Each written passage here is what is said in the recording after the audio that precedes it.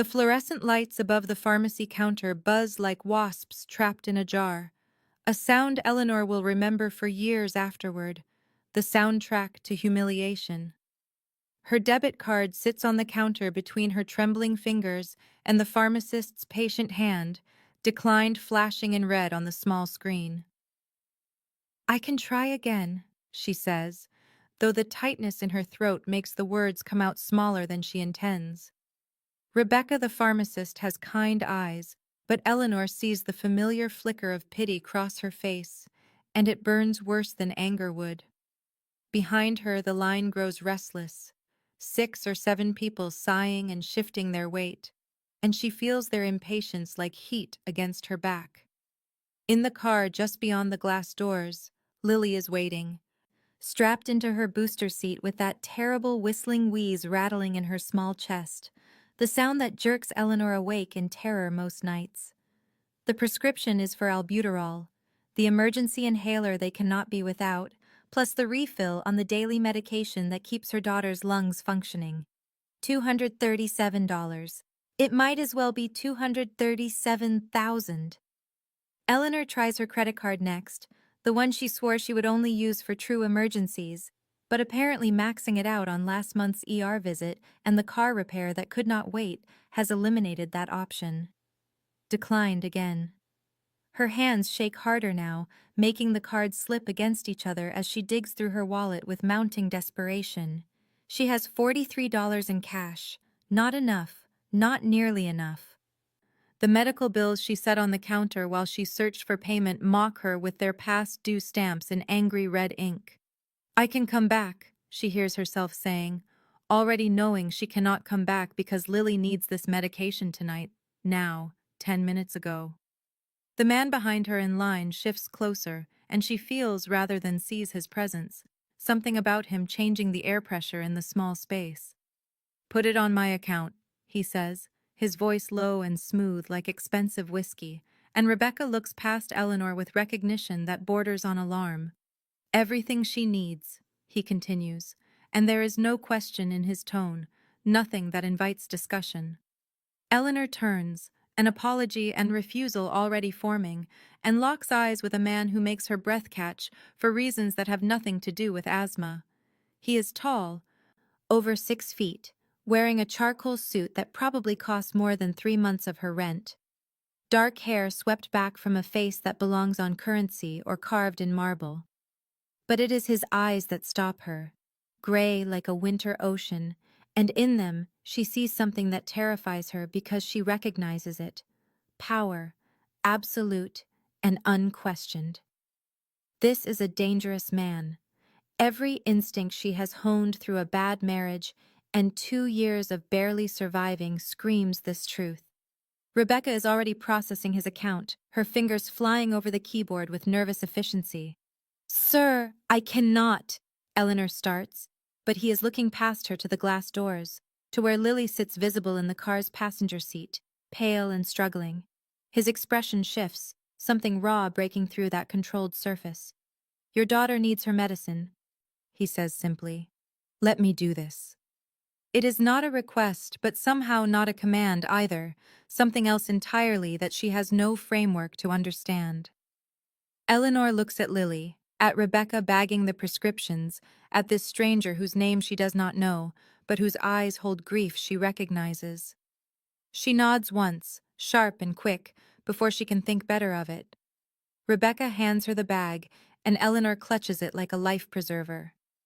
"When we get outside," the man says quietly, "just for her, we need to talk." Eleanor steps through the pharmacy's automatic doors into the October evening, and the cold air feels like a slap after the overheated store, sharp enough to clear her head, or maybe just sharpen her panic. The medication bag crinkles in her white-knuckled grip, too loud in the parking lot silence, and she walks quickly toward her car where Lily waits. But she hears his footsteps behind her, expensive shoes on asphalt, a measured pace that suggests he's accustomed to being followed rather than following. She stops beside her car door, turns to face him because cornered animals do that, face the threat head on, and up close he's even more devastating and more dangerous, the parking lot lights casting shadows that make his features severe. Alexander, he says, offering just the one name like that's sufficient, and maybe for a man like him it is. He nods toward the car where Lily is visible through the window. Your daughter, how old is she? The question is gentle, but Eleanor's instincts scream trap, because men like this don't do anything without angles, without wanting something in return. 5, Eleanor answers, her voice steadier than she feels, and she needs this medicine tonight, so I should go. She moves to open the car door, but he steps slightly closer, not threatening but present, impossible to ignore. Wait, he says, and pulls a card from his wallet, black and heavy-looking, the kind that has weight and consequence. Take this. For next time. Use it at this pharmacy. They have my account information. Eleanor stares at the card like it might burn her. I cannot take that, she says. I do not even know you. What do you want? Because nobody gives something for nothing, she's learned that the hardest way possible. His expression shifts and she sees him glance again at Lily, at her daughter's pale face and the way her small chest works too hard for each breath even through the car window, and something cracks in his controlled facade. I had a sister, he says quietly, and the past tense lands like a stone. She was sick for a long time. I would have given anything, done anything. He stops, jaw tightening. When I saw your daughter struggling, when I saw you trying so hard, I just... He doesn't finish, but Eleanor understands grief, recognizes it like a familiar language. Before she can respond, a black SUV pulls into the lot, windows tinted dark, and stops near them with the engine's purr, expensive and predatory. A man gets out from the driver's side, tall and broad-shouldered, moving with military precision. Boss, we need to go, the man says, and that single word boss rearranges everything Eleanor thought she understood about this interaction. Alexander Darcy. The name surfaces from whispered conversations at the diner, from news reports carefully worded to avoid lawsuits, from the general knowledge that permeates the East Side about who really controls these streets. Her hand starts to extend the card back to him, shaking now for entirely different reasons, but he closes his fingers around hers, folding them over the card, and his touch is warm and firm, and sends electricity racing up her arm in a way that terrifies her as much as his identity does. Some debts are paid forward, not back, he says, his gray eyes holding hers with an intensity that makes breathing difficult. Take care of your daughter, Eleanor. He knows her name. She never told him her name. He's already moving toward the SUV, the other man holding the door open, and Eleanor stands frozen in the parking lot with his card burning in her hand, like evidence of a crime she hasn't committed yet, watching the SUV disappear into traffic, her heart hammering against her ribs while Lily calls for her from inside the car, and Eleanor has absolutely no idea what just happened, or what she's supposed to do with a crime boss's unlimited payment card, or the way her skin still tingles where he touched her. 3 days crawl past like months, and Eleanor keeps Alexander's card hidden in the zippered pocket of her wallet, where it sits heavy as a grenade, untouched but impossible to ignore. At the diner where she waitresses the lunch shift, she pours coffee and takes orders on autopilot while her mind circles back obsessively to gray eyes and a touch that burned, and the name Alexander Darcy whispered like a curse at table 7, where 2 men in work uniforms lean close over their eggs. Controls the whole East Side, one says, and the other nods. Adds that Darcy is ruthless with anyone who crosses him, but fair with people under his protection, and that word protection snags in Eleanor's brain like a fishhook. Sarah notices her distraction during the 2 o'clock lull, corners her by the coffee station with arms crossed and concern written across her face. You have been weird for days. What is going on? Sarah demands. And Eleanor wants to tell her, wants to spill everything about the pharmacy and the card and the man who somehow knew her name. But instead, she hears herself lying, saying nothing is wrong, just tired, just worried about Lily. Sarah does not believe her. Eleanor can see that, but her friend lets it drop with a promise to talk later. That night, Eleanor works her second job cleaning offices downtown, pushing a vacuum through empty cubicles while exhaustion pulls at her bones, and she gets home at 11 to find Lily already in bed with the babysitter looking worried. Your daughter had trouble breathing around 9, the teenager says. Gave her the inhaler like you showed me, and she is okay now, but Eleanor's heart drops like a stone, and she's moving before the girl finishes talking. Lily is asleep, but Eleanor hears the wheeze, that terrible rattling that means the inflammation is bad, worse than it has been in weeks, and even as she watches her daughter struggles and gasps and wakes crying. Eleanor calls 911 with shaking hands, rides in the ambulance with Lily small and scared on the stretcher, oxygen mask covering half her face. The emergency room is too bright and too cold, and smells like disinfectant and fear. A woman with a clipboard intercepts Eleanor before she can follow the nurses taking Lily back, asking for insurance information and payment details with professional sympathy that does nothing to soften the demand. Eleanor's insurance lapsed, she discovers, some paperwork she missed in the chaos of juggling everything, and the bills will be thousands, the woman says. Thousands Eleanor does not have and cannot conjure. Lily disappears through double doors, and Eleanor sinks into a plastic waiting room chair, surrounded by forms she cannot afford to fill out honestly. Her hands shake as she pulls out her wallet, as she extracts Alexander's card from its hidden pocket and stares at the black surface like it might offer answers instead of just access to money that is not hers. A nurse approaches, asks for payment method to have on file, and Eleanor's entire body trembles as she hands over the card, watching it get swiped, certain it will be declined or flagged or somehow reveal her as a fraud. Instead, it goes through instantly, no limit reached, no questions asked, and the nurse hands it back with a smile that Eleanor cannot return. Her phone buzzes in her pocket 20 minutes later, a text from a number she does not recognize but somehow knows anyway, just 3 words that stop her breath. Is she all right? Eleanor stares at the text message on her phone screen until the words blur. 3 simple words that crack open 1,000 questions. And how does he have her number? Did he look through her wallet at the pharmacy? Or does he have access to systems that can pull information like that with a single request? She does not respond because what would she even say? Sits frozen in the plastic waiting room chair, with the phone hot in her palm and his card still clutched in her other hand. Hours pass in that strange hospital time that moves too slow and too fast simultaneously. A doctor finally emerges near dawn to tell her that Lily is stabilized, that they are admitting her overnight for observation, that the attack was severe, but her daughter will be fine. Eleanor is allowed back to the pediatric ward, where Lily sleeps in a bed that swallows her small body, oxygen tubes in her nose and monitors beeping softly, and Eleanor sinks into the chair beside the bed and takes her daughter's hand, so tiny and fragile in hers.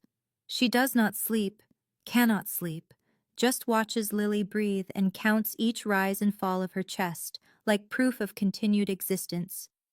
Morning light creeps through the window blinds, gray and weak, and a nurse comes to check vitals with a smile that Eleanor tries to return. Around 9, a delivery man appears in the doorway holding an enormous arrangement of flowers, lilies and roses in whites and soft pinks, expensive and elaborate, and behind him, another person carries a large stuffed gray elephant with pink embroidered ears. The nurse accepts them, places them on the counter, and pulls a small card from the flowers before Eleanor can stop her, reading it aloud with evident pleasure. All children deserve to breathe easy. No signature, but Eleanor knows, feels the knowledge settle like a stone in her stomach. Other nurses drift by throughout the morning, admiring the arrangement, asking who sent something so beautiful, and Eleanor deflects and avoids and feels increasingly trapped by kindness she did not ask for and cannot repay. Her phone stays silent in her pocket, heavy as accusation. Lily wakes around noon, groggy and confused, and her eyes land immediately on the stuffed elephant, lighting with delight that makes Eleanor's chest ache. Can I hold him? Lily asks, voice scratchy. And Eleanor retrieves the toy, watches her daughter cuddle it close with a smile that has been absent for days. Who sent him? Lily wants to know. And Eleanor has no answer that makes sense, says a friend, which is a lie that tastes bitter. The gratitude wars with fury in Eleanor's chest, fury at her own helplessness, at needing rescue, at being seen so clearly in her desperation. She pulls out her phone finally, types with shaking fingers. I will pay you back. His response arrives within seconds like he was waiting. Not necessary. This is when I pay you back. She stares at the cryptic message, types again. What does that mean? Minutes pass, then 10, then an hour with no response, and the silence feels deliberate, calculated. Lily dozes again, clutching her elephant, and Eleanor sits with questions multiplying like cells.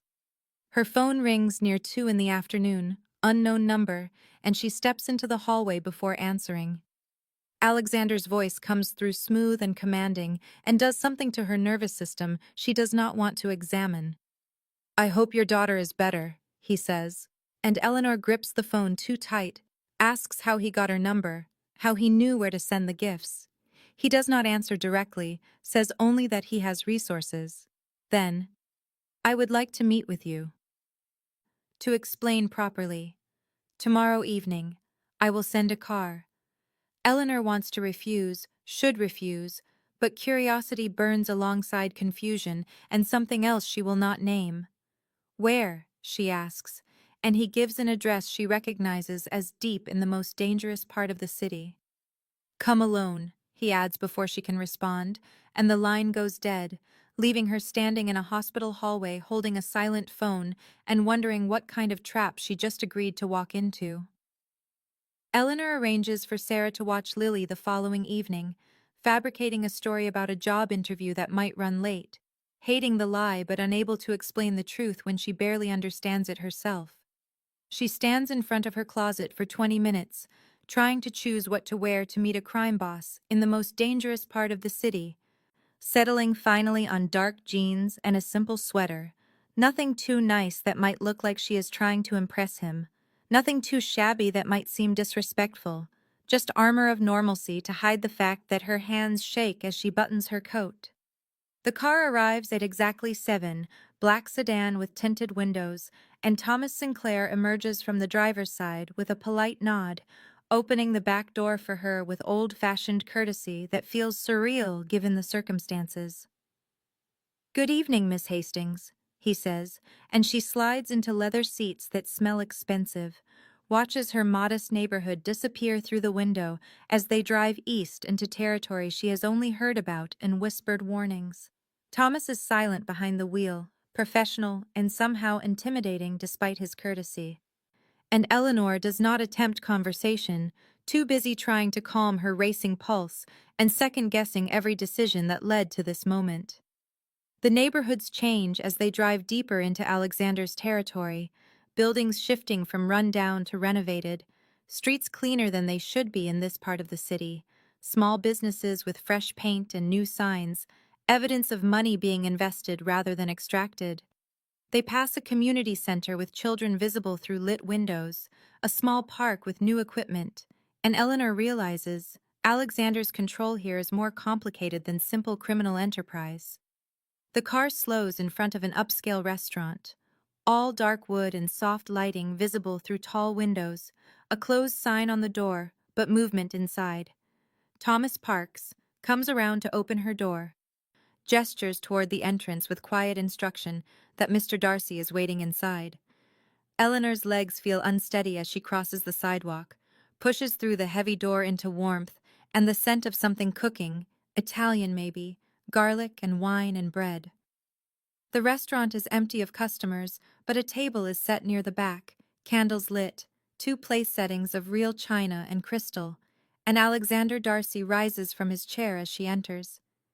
He wears a dark suit, no tie, top button undone, and the sight of him does something to her breathing she does not want to examine. He is devastatingly handsome in the soft light, all sharp angles and controlled power, and when his gray eyes meet hers across the space, Eleanor feels the impact like a physical force. "Miss Hastings," he says, and his voice is exactly as she remembered. Smooth and commanding. "Thank you for coming." She walks toward him on legs that threaten to betray her, stops on the opposite side of the table, lifts her chin with false confidence. "You said you wanted to explain," she says, keeping her voice steady through sheer will. "So explain. What do you want from me?"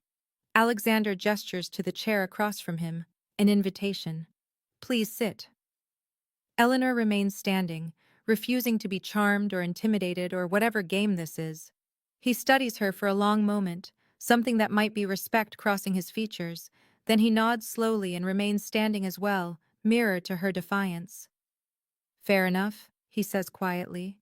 His expression shifts, softens into something raw and unguarded.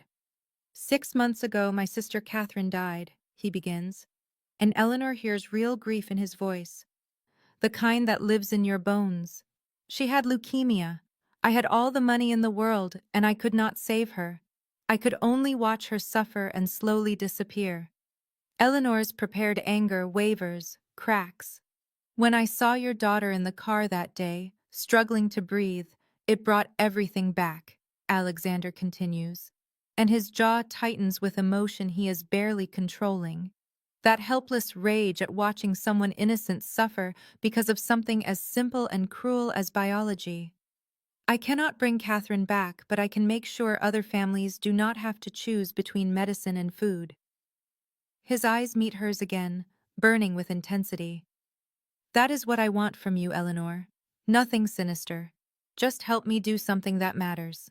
The anger drains from Eleanor's body entirely, replaced by understanding she did not expect to feel, and she sinks into the chair finally because her legs will no longer hold her, facing a dangerous man whose grief mirrors her own fears. Alexander continues speaking, leaning forward slightly with his forearms resting on the table, hands loosely clasped, and Eleanor watches those hands, strong and controlled, imagines them signing orders that could ruin lives or save them. "I do not want repayment, Eleanor," he says, and the use of her first name again sends electricity down her spine. "What I want is to establish a fund for families who cannot afford their medications. A real fund, legal and transparent, that helps people like you who are one emergency away from catastrophe." He pauses, lets that sink in. "I want your help identifying those families, the ones who are drowning quietly where no one sees. You know that world intimately. You have lived it. This would not be charity for you, but a job offer with a legitimate salary. You would work with my accountant Philip to distribute funds to families at the pharmacy, the hospital, anywhere you identify genuine need." Eleanor stares at him, stunned into momentary silence, trying to find the trap, because there must be a trap. Men like him do not simply offer salvation without cost. "What do you really get from this?" she asks finally, voice sharper than intended. "Tax write-off? Good publicity for your legitimate businesses?" Alexander's expression does not change, but something flickers in his eyes. Acknowledgement, perhaps, of her right to suspicion. "Peace," he says simply. "A way to make Catherine's death mean something beyond my own grief. A way to use money I have in abundance to fix a problem that should not exist in a civilized society." She studies his face, searching for deception, for the angle she knows must exist, but finds only raw honesty that makes her chest ache. "Is this money laundering?" she asks bluntly. "Because I will not be part of that. I will not risk my daughter for clean money with dirty origins." Alexander does not flinch from the accusation, meets her eyes steadily. "My business is complicated, Eleanor. I will not insult you by pretending otherwise. But this fund will be completely separate, legally established, audited, transparent. You will have access to all records. If you find anything that concerns you, you walk away, no consequences." The offer hangs between them, too good to be real, and Eleanor's mind races through implications and possibilities. The salary he names is more than both her jobs combined, would mean consistent medication for Lily, better insurance, maybe even a safer apartment in a better neighborhood. But working for a criminal, even in a legitimate capacity, what does that make her? Can I think about it? She asks, and relief flashes across Alexander's face so quickly she almost misses it. Of course, he says. Take 3 days. Thomas will drive you home. If you decide yes, he will bring you a contract to review. If no, you never hear from me again and you keep the card for Lily's needs. Eleanor nods slowly, pushes back from the table, needing distance to think clearly away from his overwhelming presence. Alexander stands as she does, manners that seem bred into bone. Eleanor, he says as she turns toward the door, and she looks back. Your daughter is very lucky to have someone who fights so hard for her. The words land like a physical touch, warm and solid, and Eleanor feels something shift inside her chest, some wall cracking just slightly, before she turns and walks away into the night, where Thomas waits to drive her back to her life that suddenly feels like it is balanced on the edge of transformation or disaster, and she cannot tell which. Eleanor spends the next 2 days researching Alexander Darcy with an obsession that borders on compulsion, sitting at her kitchen table after Lily falls asleep with her laptop glowing in the dark, typing his name into search engines and reading everything she can find. The results are contradictory and unsettling, a portrait of a man who exists in shades of gray rather than clear black and white. News articles mention suspected ties to organized crime, investigations that never quite produce charges, always just enough evidence to raise questions, but never enough to secure convictions, as if he operates behind layers of insulation that keep him perpetually out of reach. His legitimate businesses are numerous and apparently successful: restaurants and construction companies and real estate developments, all properly licensed and taxed, generating enough legal income that it becomes impossible to know where legitimate ends and criminal begins. But then there are other stories, smaller pieces buried in community newsletters and local blogs, about Alexander Darcy funding youth centers in struggling neighborhoods, paying for playground equipment and after-school programs, covering medical bills for families who could not afford treatment, always quietly and without publicity. One article includes a quote from a grandmother whose grandson received a liver transplant, saying an anonymous donor covered the costs when insurance denied the claim, and Eleanor recognizes the same signature discretion Alexander showed with Lily. She finds a single photograph of Catherine Darcy, Alexander's sister, a young woman with kind eyes and a bright smile at some charity event, standing beside her brother, whose expression is softer than Eleanor has ever seen, unguarded in a way that makes her chest ache.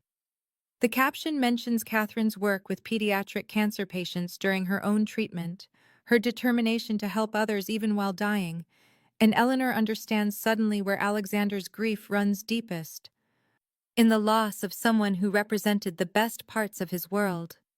Sarah notices Eleanor's distraction at work the next day, the way she stares into space during her shift at the diner, mechanically refilling coffee and taking orders while her mind turns over impossible decisions.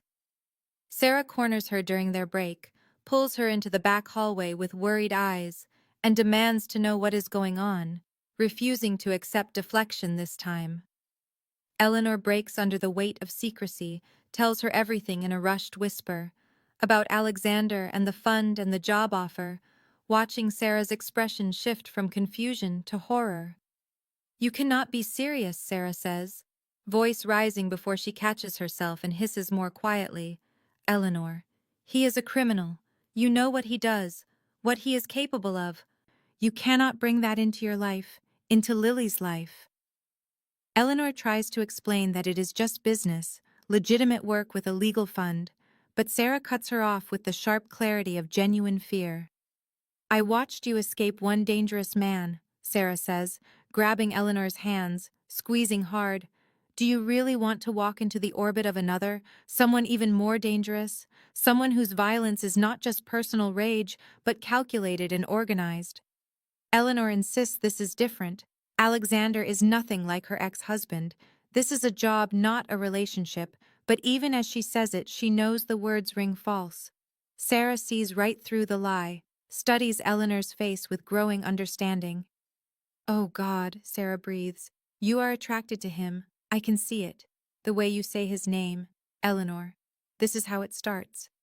Eleanor denies it reflexively, too quickly, and Sarah's expression becomes almost pitying.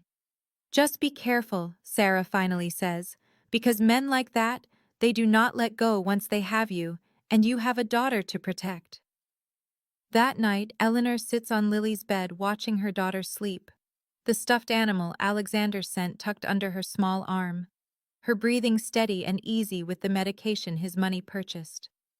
Lily stirs, opens sleepy eyes, and asks about the nice man who sent her the bear, says he must be very kind to give presents to someone he does not even know. Eleanor has no answer, no way to explain the complicated truth that kind and dangerous can coexist in the same person. She makes her decision sometime in the dark hours before dawn, certainty settling into her bones despite every rational argument against it. She texts Alexander as morning light creeps through the window, just 2 words, "I accept." His response comes within minutes, as if he has been waiting, awake in his own darkness. "Thomas will bring you the contract tomorrow. Welcome to the team, Eleanor." The use of her full name again sends electricity through her system, intimate somehow despite the professional context. She wonders how he learned it, realizes with a strange thrill that he has probably known everything about her from the start, researched her as thoroughly as she tried to research him, and the thought should terrify her, should feel like violation. But instead it makes her pulse race with something she refuses to name as attraction, but knows in her heart is exactly that. Eleanor's first day of work arrives with nervous energy that she channels into careful preparation. Dressing in simple professional clothing that Sarah helped her choose, nothing too expensive but appropriate for an office environment, kissing Lily goodbye with promises of a special dinner tonight to celebrate. Thomas picks her up at 9 precisely, drives her to an office building in the financial district that looks completely legitimate, glass and steel and bustling professionals, no hint of the criminal empire that funds it. He escorts her to the 12th floor, where Philip Ashworth waits in a conference room, a man in his 50s with kind eyes and an accountant's careful demeanor, who shakes her hand with genuine warmth and gestures for her to sit. Everything about the next 2 hours is professional, legal, meticulously documented, Philip walking her through the fund structure with spreadsheets and legal documents, showing her the separate accounts, the audit trails, the board of directors that includes several prominent citizens who clearly have no idea who really controls the money. Her job is real, she realizes with growing amazement, not a pretense or a cover, but actual meaningful work. Visiting the pharmacy and hospital weekly, identifying families in crisis, processing payments through proper channels, helping people who fall through the cracks of an indifferent system. Philip explains her salary, her benefits, the health insurance that will cover Lily completely, and Eleanor feels tears threaten at the casual mention of coverage she never dreamed possible. She will have an office, a company credit card, access to the full fund database, and Philip emphasizes that she has complete authority to approve claims up to $50,000 without additional authorization. Alexander's trust in her judgment already built into the structure. She is reviewing her third document, trying to focus on the words swimming before her eyes, when the office door opens and Alexander enters, dressed in a dark suit that probably costs more than her monthly rent used to be, and the entire energy of the room shifts instantly, Philip straightening unconsciously, deferring without a word being spoken. Alexander's eyes find Eleanor immediately, something warm flickering in their depths, before his expression settles back into professional neutrality.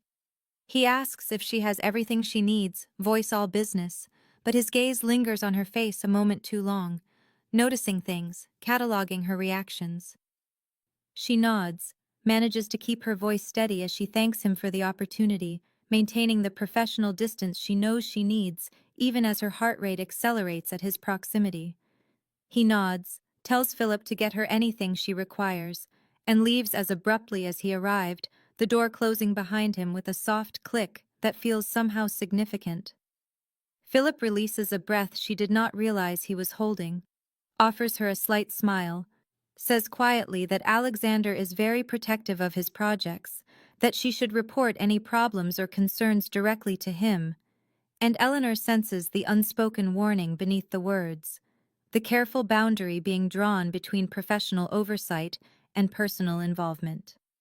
That afternoon, Philip takes her to meet her first case, a mother named Maria, whose 8-year-old son needs insulin, whose insurance covers only a fraction of the cost, who has been rationing his doses and praying he survives until she can afford more.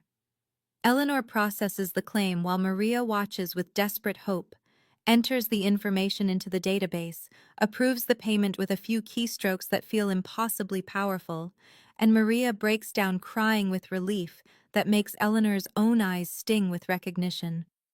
She knows that desperation intimately, has lived it, and being on the giving side is intoxicating in a way she never anticipated, the ability to simply fix an unfixable problem with resources she now controls. Walking back to the office, Eleanor pulls out her phone and texts Alexander a simple message, just 2 words, "Thank you." His response comes within minutes. "You are doing the work, take the credit," and she finds herself smiling, despite every intention to maintain professional boundaries, feeling something warm and dangerous unfurling in her chest that she refuses to name but knows is already taking root. The first 2 weeks settle into a rhythm that transforms Eleanor's life so completely that she sometimes wakes disoriented, forgetting for a moment that the exhaustion and panic are gone, replaced by something that feels dangerously close to security. She quits both her old jobs with relief that borders on giddiness, turning in her stained apron at the diner and telling the cleaning service she will not be back, and neither manager seems surprised or particularly concerned, just nods and moves on to the next desperate person who needs the work. Her days now center around the fund and Lily, spending mornings in the office reviewing cases, afternoons at the hospital or pharmacy meeting families, evenings at home with her daughter who no longer wheezes through the night because her medication is consistent and her insurance is comprehensive, one of the benefits Alexander arranged through the fund structure without even mentioning it until Eleanor saw the card arrive in the mail. She tries not to think about how dependent they are becoming on him, how thoroughly he has woven himself into the fabric of their survival, but the thought surfaces anyway in quiet moments, bringing with it a complicated tangle of gratitude and resentment and fear. She sees Alexander occasionally at the office, maybe twice a week when he stops by to review financials with Philip or sign documents. And their conversations remain brief and professional, but something crackles in the air between them, a charge that makes her skin prickle with awareness. She catches him watching her sometimes through the glass walls of her office, his expression unreadable, and when their eyes meet, he does not look away, just holds her gaze until she breaks contact first, pulse racing. She watches him back, she admits only to herself, notices the way he moves through the space with absolute authority, how everyone defers without him having to demand it, the careful control he maintains over every gesture and word. Thomas becomes a familiar and almost comforting presence, driving her to hospital visits when the neighborhood is questionable, always professional but gradually warming to her in small ways, a slight smile when she makes a joke, an offer to pick up lunch when she is working through her break. She learns from Philip that Thomas was Catherine's godfather, that he took her death almost as hard as Alexander did, and suddenly the careful way he watches Eleanor makes more sense, as if he is assessing whether she is worthy of Alexander's attention, whether she will add to his grief or ease it. One evening, Eleanor is working late on a complicated case, a teenager with cystic fibrosis whose insurance is denying a necessary treatment, buried in medical documentation and appeal paperwork in her small office, while the rest of the building empties out around her. So focused she does not hear the outer door open until Alexander appears in her doorway, dressed in dark slacks and a shirt with the sleeves rolled up, looking surprised to find her still there. She explains the case, frustration bleeding into her voice as she describes the insurance company's justification for denial. And he crosses the room without asking, sits in the chair beside her desk rather than across from it, close enough that she can smell his cologne, something expensive and subtle that makes her want to lean closer. He reviews the file quickly, his focus absolute, then approves the case with a few decisive notes, tells her to authorize the treatment directly, and they will handle the insurance appeal as a formality. She asks why she is so dedicated to this work, and the question catches her off guard, makes her pause and really consider. Because people like her are invisible until they are drowning, she finally says, and nobody should have to beg for their child's life. He is quiet for a long moment, studying her face with an intensity that makes her breath catch, then says quietly that she is not invisible, not to him, and the words land like a physical touch, warming places inside her that have been cold for years. The moment stretches, neither of them moving, the office silent around them, except for the hum of the heating system and the distant sound of traffic far below. His phone rings, shattering the spell, and he glances at the screen with an expression that shifts instantly from open to closed, all business. He has to leave, something in his voice urgent. But before he goes, he mentions almost casually that there is a charity gala next week for the fund, major donors, media coverage, and he needs her there. It is not phrased as a request, and they both know it, his eyes holding hers with unmistakable expectation. And Eleanor nods because what else can she do? Already feeling the flutter of panic about what she will wear, how she will possibly fit into his world at an event like that. But also something else beneath the panic, anticipation maybe, or excitement. The prospect of seeing him in that context making her pulse race in ways she knows are dangerous but cannot seem to stop. The panic sets in 2 days after Alexander mentions the gala. Eleanor staring at her closet filled with work clothes and casual worn pieces that suddenly feel impossibly inadequate. Nothing remotely suitable for an event with wealthy donors and media coverage. Her new salary comfortable but not extravagant enough to justify expensive formal wear she will wear once. Sarah insists on taking her shopping that weekend while Lily is at a birthday party, dragging Eleanor through department stores with the determination of someone on a mission, rejecting anything too flashy or revealing, searching for something that will let Eleanor blend with that world without pretending to be something she is not. They find it in the third store, a dress in deep blue that skims her figure without clinging, simple and elegant with a neckline that is modest but flattering. And when Eleanor tries it on, Sarah actually tears up a little, says she looks beautiful, sophisticated, like she belongs anywhere she chooses to be. The night of the gala arrives too quickly, Eleanor's nerves making her hands shake as Sarah comes over early to help, styling her hair in soft waves, applying makeup with a careful hand that enhances rather than transforms, and Lily watches from the bed with wide, delighted eyes. Announces that Mommy looks like a princess from her storybooks. Thomas arrives at 7 precisely, alone in the town car, and Eleanor feels a sharp stab of disappointment that Alexander is not there, followed immediately by relief, because she needs these few minutes to compose herself, to remember how to breathe. The drive to the luxury hotel feels both endless and too short.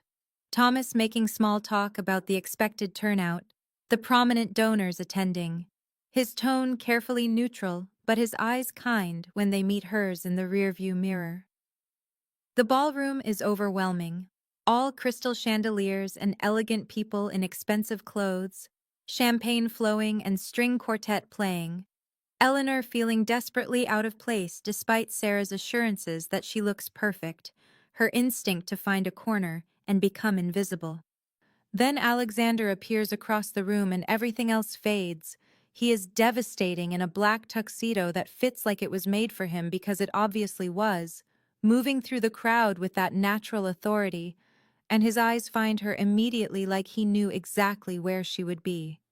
He approaches directly, ignoring attempts to intercept him from various guests, his focus entirely on Eleanor, and when he reaches her, his expression softens into something warm that makes her breath catch. He tells her she looks beautiful, voice low and certain, and she deflects automatically, trying to maintain professional distance, saying something about the impressive turnout. He does not let her retreat, introduces her to donors as the heart of the operation, the person who really understands the families they help. And suddenly, Eleanor is talking to wealthy strangers about Maria and her son, about the teenager with cystic fibrosis, about what it means to watch your child suffer because you cannot afford medicine. Someone asks her to say a few words to the full assembly, and she finds herself on a small stage, giving an impromptu speech that comes straight from her lived experience, talking about invisibility and desperation and the profound relief of simply being seen. The room is silent when she finishes, then erupts in applause, and donations pour in at levels that make Philip look stunned. But Eleanor only sees Alexander watching her from the edge of the crowd with unmistakable pride, and something deeper, something hungry that makes heat pool low in her stomach. During dinner, they sit together at a table with major donors, conversation flowing surprisingly easily. Eleanor discovering that she can hold her own in this world when she stops trying to belong and just speaks her truth. Alexander stays close, protective without being possessive, and their conversation drifts from the fund to books they have both read, music they love, and eventually to Lily, Eleanor talking about her daughter with the warmth that always fills her voice. He asks gently about her ex-husband, and she tenses instinctively, but answers briefly, saying only that he was abusive and he is gone now, her tone making clear the subject is closed. Alexander's expression darkens, something dangerous flickering in his eyes, and he asks quietly if the ex stays gone, really gone. Eleanor says yes, but uncertainty creeps into her voice because David has been quiet for months, and that silence sometimes feels more threatening than his anger used to. And Alexander notices everything, leans closer, and tells her that if that ever changes, if David ever comes back, she tells him immediately. The protectiveness in his voice is fierce, dangerous, absolutely certain, and Eleanor feels something fierce and thrilling curl through her chest at the promise of violence in his tone, knowing he means it, knowing he would hurt anyone who threatened her or Lily, and instead of being frightened, she feels safer than she has in years. After dinner, Alexander asks Eleanor to dance, and she hesitates, every instinct telling her that accepting his hand will cross a line she cannot uncross, that the professional distance she has carefully maintained will dissolve the moment they touch deliberately rather than accidentally.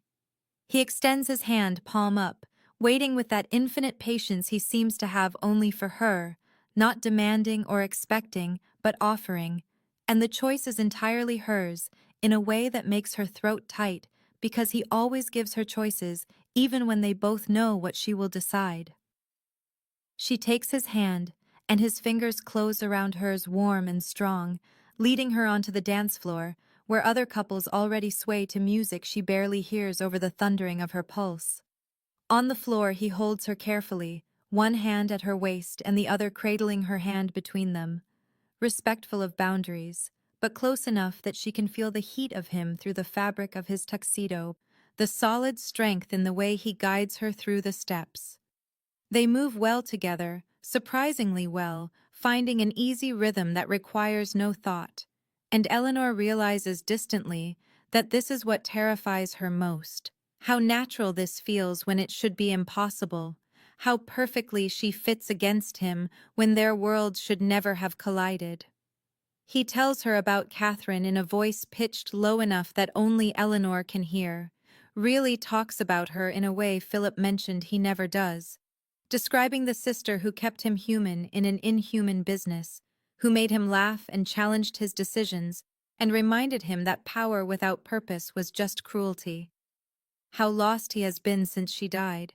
How her absence carved out something essential and left him hollow, going through the motions of his life without really living it. Eleanor shares her own losses, the dreams she abandoned when she married David, the years of walking on eggshells and making herself small, her constant fear that she is failing Lily, despite doing everything in her power to give her daughter a better life than she had. The words spill out easier than they should, the music and movement and warmth of his body against hers, lowering defenses she did not even realize she still maintained. The connection deepens with each admission, each vulnerability offered and accepted. The fund and the gala and the other people in the ballroom fading away until there is only Alexander watching her with an intensity that makes her feel seen in ways that terrify and thrill her simultaneously. The song ends, but they do not immediately separate.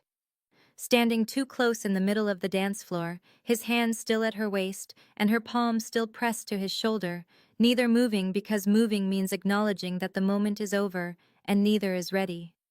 Then Thomas appears at Alexander's elbow, urgent tension in every line of his body, leaning in to whisper something that makes Alexander's expression shudder instantly, from open and warm to hard and dangerous.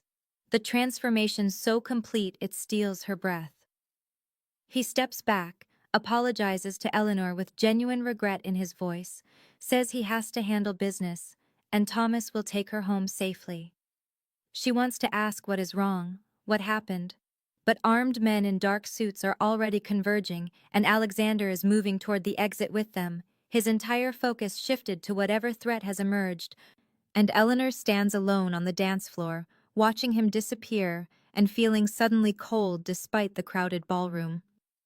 Thomas is silent and tense during the drive home, his usual warmth buried under professional detachment, hands tight on the steering wheel. Eleanor asks if everything is all right, and he glances at her in the rearview mirror, considers his words carefully before saying that Alexander has enemies, and tonight one of them made a move, made a statement, and there will be consequences. She realizes with sharp clarity the true danger of Alexander's world, what she is walking into if she continues down this path, that the man who held her gently on the dance floor is also capable of violence she cannot fully imagine. At home, she pays Sarah and checks on Lily, then stands in her daughter's doorway, watching her sleep peacefully, holding her stuffed animal from Alexander, and questions every choice that has led to this moment. 3 days of silence, and Eleanor discovers that worry is a physical thing, a tightness in her chest that makes breathing difficult, a distraction that pulls her attention away from processing applications and reviewing case files until Philip gently asks if she is feeling all right, and she lies reflexively, because admitting she is terrified for Alexander means admitting how much he has come to matter in the few weeks since the gala. She tries to focus on work, but finds herself checking her phone obsessively between meetings, scrolling through news sites during lunch, searching for any information about violence in the Eastern Territory, finding reports of fires and shootings, and unnamed sources discussing escalating tensions between crime families. Philip is evasive when she asks about Alexander's whereabouts, his usual warmth replaced with professional distance, saying only that Alexander is handling business and will be in touch when he can. And the carefully neutral tone tells Eleanor more than the actual words, because it means the situation is dangerous enough that even mentioning details could be a risk. She texts Alexander on the second day, keeping it simple, just checking in, telling herself it is professional concern for her employer, and not the desperate need to know he is alive and whole.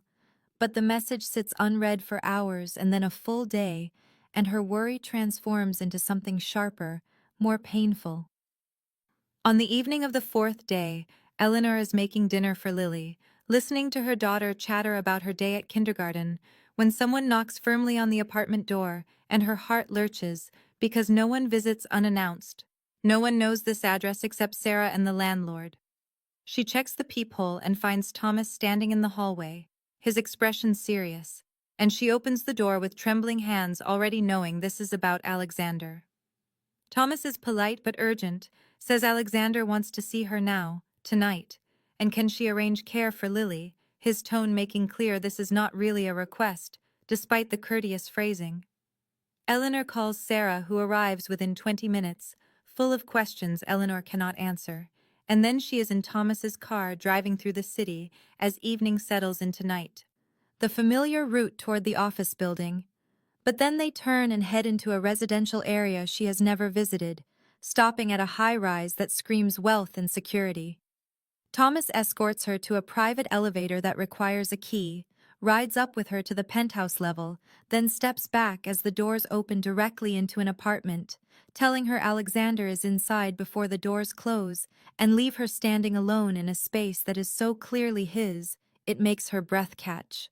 The penthouse is luxurious, but surprisingly warm, leather furniture and dark wood, floor-to-ceiling windows overlooking the glittering city, but also books scattered on tables and photographs in simple frames, and the kind of lived-in comfort that money cannot buy, only time and genuine habitation create.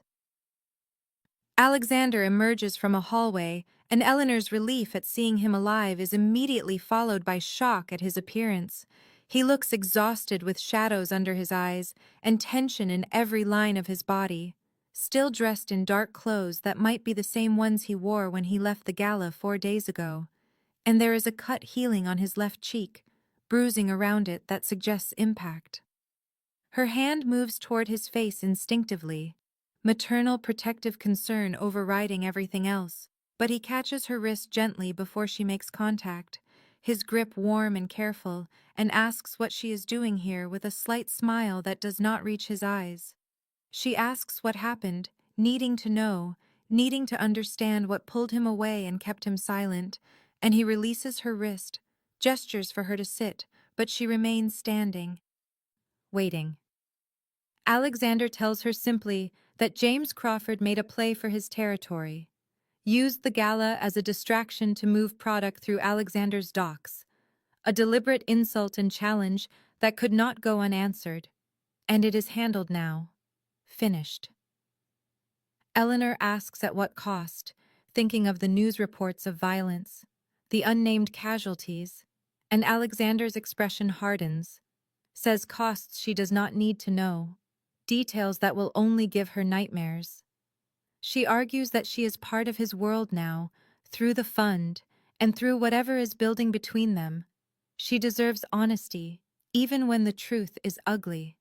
And he studies her face for a long moment, before asking quietly if she really wants to know what he does, what he is capable of when his territory and his people are threatened.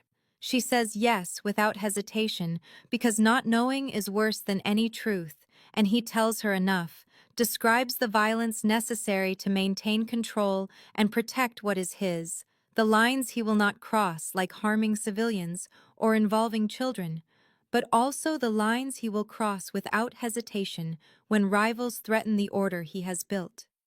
He speaks calmly, factually, watching her face for signs of fear or disgust, giving her every opportunity to recoil, and Eleanor listens to descriptions of interrogations and strategic strikes and brutal warnings that should horrify her, should send her running back to her safe small life. Instead, she understands in a way that surprises them both, recognizes the same desperate protection she feels for Lily, the willingness to do anything to keep safe what matters most. Survival not as a concept, but as a daily practice requiring hard choices. Eleanor asks why he brought her here into his private sanctuary, why he told her these things that could send her running when keeping her at a comfortable distance would be safer for them both. And Alexander moves to the windows overlooking the city, his territory spread out below in lights and shadows, silent for a long moment before he turns back to face her. He says she has become important. To the fund, yes, but also to him personally, and he will not lie about who he is or what he does, because she deserves the choice to walk away with full knowledge rather than discovering the truth later when she is already entangled, already trapped by feelings she did not sign up for. Eleanor should choose safety.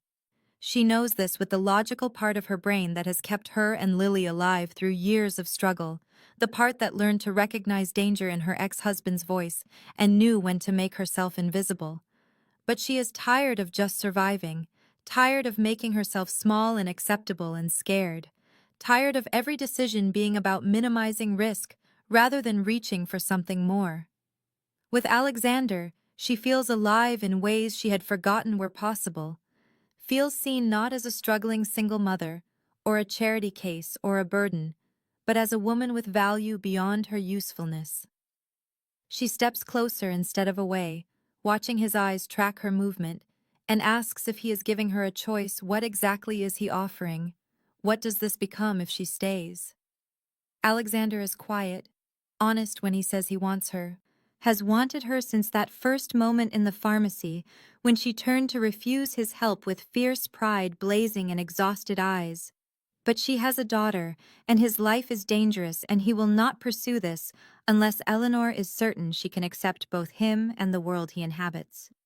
The ball is entirely in her court, his choice already made, waiting for hers. Eleanor's heart races against her ribs, pulse loud in her ears, every sensible part of her screaming to thank him for his honesty and leave now before this goes further, before Lily becomes attached, before Eleanor herself falls so completely that climbing back out becomes impossible. But the part that has been buried under years of struggle and fear and making do, whispers stay, whispers that safety is not the same as living, that she has been half alive for so long, she forgot what it felt like to want something just for herself. She tells him she needs time to think, to be sure, and expects argument or pressure, but Alexander simply nods, accepts her answer without trying to convince or seduce, calls Thomas to take her home safely. In the car, Thomas breaks his usual professional silence to say quietly that Alexander has never let anyone into his personal space like this. The penthouse is his refuge, and he guards it carefully.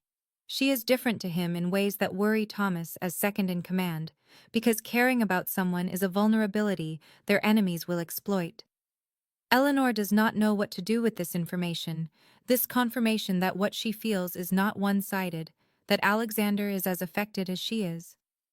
At home, Lily is sleeping peacefully, Sarah dozing on the couch, and Eleanor pays her friend, and then stands in her daughter's doorway, watching the easy rise and fall of her small chest, medication working as it should, stuffed animal from Alexander clutched tight. Everything good in their life now traces back to him, the stability and security and hope for the future. But is that enough reason to risk their safety by bringing a dangerous man fully into their world? She is falling for Alexander Darcy, crime boss and killer, and the man who held her like she was precious, and the admission terrifies her even as her heart insists, yes. Eleanor makes her decision after 3 sleepless nights spent staring at the ceiling while Lily dreams peacefully in the next room, after weighing safety against the intoxicating possibility of something real. After finally admitting that she stopped being safe the moment she accepted his help in the pharmacy, and everything since has been the slow, inevitable fall toward this choice. She texts Alexander at 6 in the morning, fingers trembling over the simple words, "Can we talk?" His response arrives before she can second guess, just his address and the word anytime, and she knows he has been waiting, giving her space, but waiting nonetheless. She arranges for Sarah to keep Lily overnight with a flimsy excuse about needing time to work on a complicated case, ignoring her friend's worried questions and the knowing concern in Sarah's eyes that says she understands this has nothing to do with work and everything to do with the dangerous man who has taken over Eleanor's thoughts. Eleanor drives herself this time, needing the control, needing to know she can leave if panic overwhelms her, and the city slides past her windows as evening settles into the blue hour between day and night. At the penthouse, Alexander answers the door personally, no Thomas to act as buffer, dressed casually in dark jeans and a sweater that makes him look younger and somehow more dangerous, without the armor of expensive suits.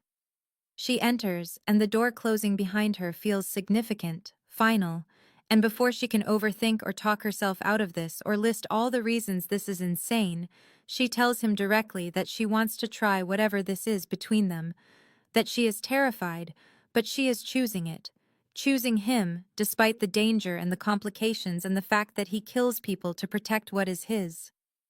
Alexander goes very still, watching her face like he is searching for doubt or hesitation, and then he closes the distance between them in 2 strides, cups her face in hands that have done terrible things, but hold her like she is made of something precious and breakable.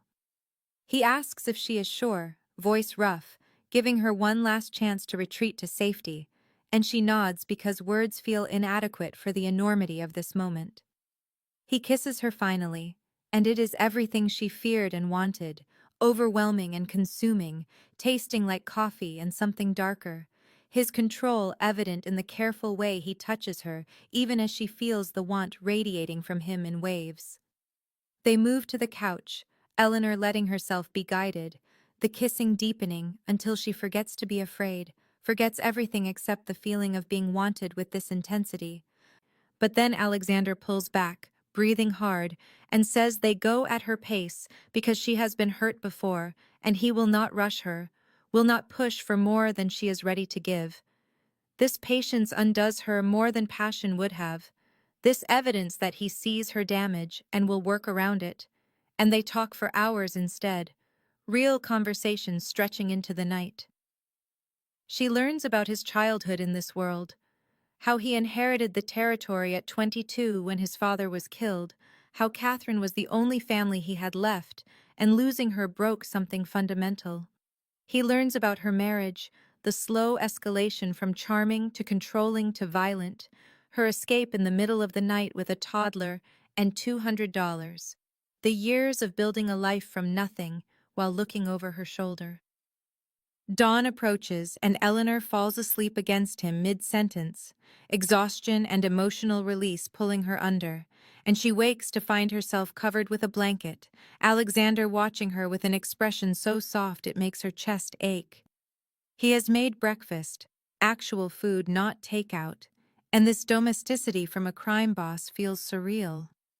She has to get back to Lily, back to reality, but he kisses her goodbye at the door and says they will figure this out together, one day at a time. She believes him. 2 weeks of carefully building something fragile and precious. 2 weeks of dates arranged around childcare schedules and late-night phone calls after Lily falls asleep. Alexander patient in ways Eleanor did not expect from a man accustomed to taking what he wants, protective without being possessive, generous with time and attention, but never overwhelming her with the wealth disparity that could so easily make her feel purchased rather than pursued.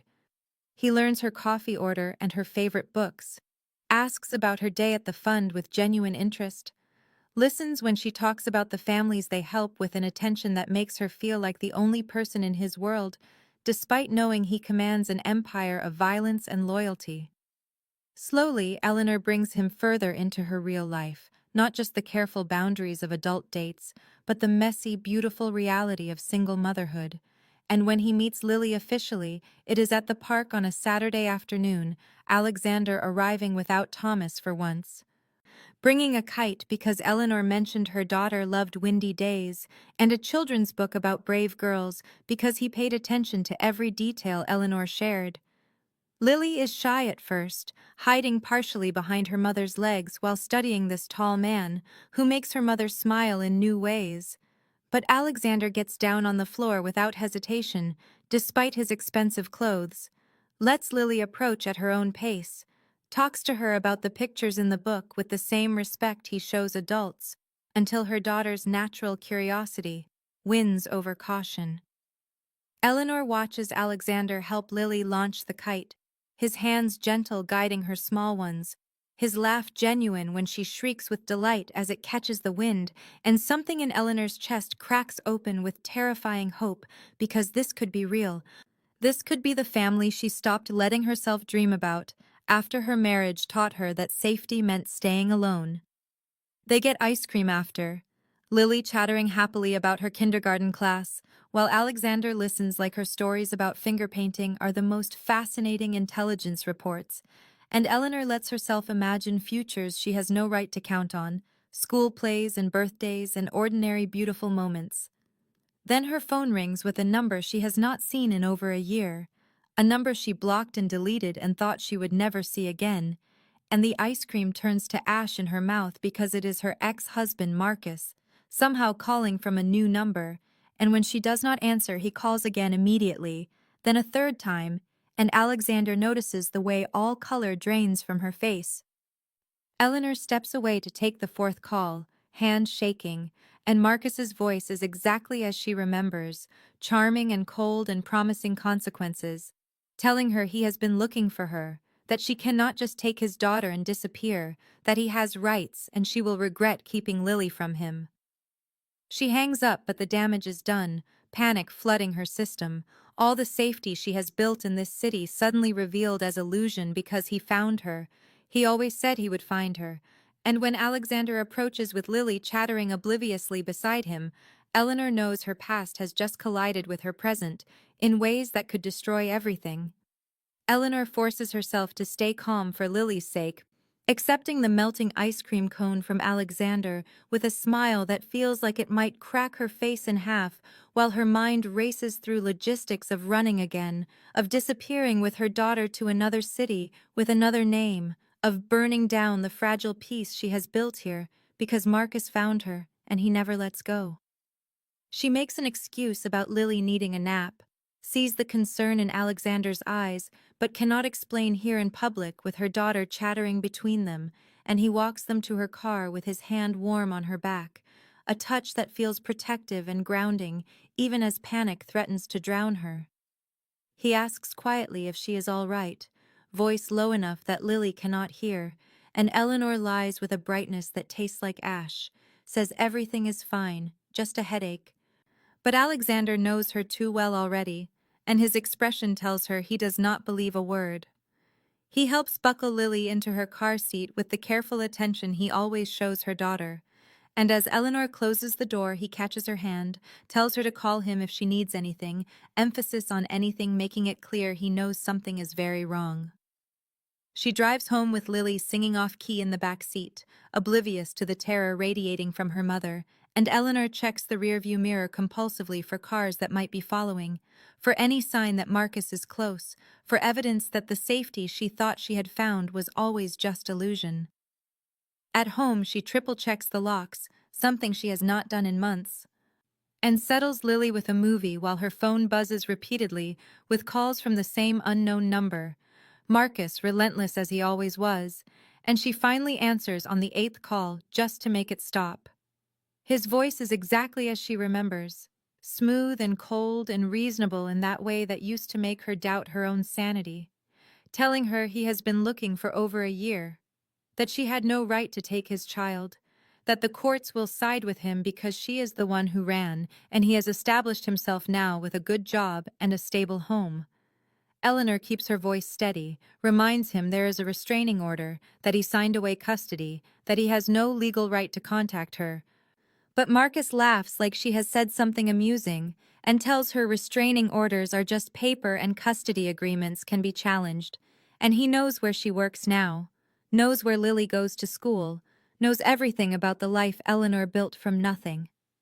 The call ends, and Eleanor stands frozen in her kitchen, phone clutched so tight her knuckles are white, and she knows with absolute certainty that Marcus will not stop, that he never stops, that he will destroy everything good in her life, because that is what he does. She thinks about the fund and her job and the families depending on her, thinks about Alexander and the impossible thing growing between them, thinks about Lily finally healthy and happy and thriving, and she knows she cannot run this time because running means losing everything, and she is so tired of losing. Her phone rings again, and she almost ignores it, but sees Alexander's name on the screen, and when she answers, his voice is calm and commanding, telling her Thomas is on his way to her apartment, that she needs to tell him what is happening, that whatever it is, they will handle it together. Eleanor wants to argue, wants to protect him from her damaged past, wants to keep these problems separate from what they are building. But the relief of not facing this alone overwhelms her pride, and when Thomas arrives 15 minutes later, she tells him everything while Lily watches cartoons oblivious in the next room.